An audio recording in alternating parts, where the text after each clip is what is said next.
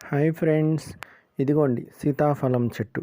ఈ సీతాఫలం చెట్టు యొక్క ఆకులతో చాలా మంచి ప్రయోజనాలు ఉన్నాయి. ఒక మెయిన్ ప్రయోజనం అనేది ఇప్పుడు చెప్పబోతున్నాను. ఈ ఆకులను కోసి గ్రైండ్ చేసి ఆ పేస్ట్ని కనుక తలకి రాసినట్లయితే ఆ రసం లేదా పేస్ట్ దేన్నైనా రాసినట్లయితే తలలో ఉన్న పేలన్నీ చనిపోతాయి. కొంతమందికి చిన్నపిల్లలకి తల తడవటం వల్ల కానీ, స్కూల్కి వెళ్ళి పక్కన వాళ్ళు కానీ అలా చెమట వల్ల కానీ రావచ్చు, ఇబ్బంది పెడుతూ ఉంటాయి పేలు అనేవి.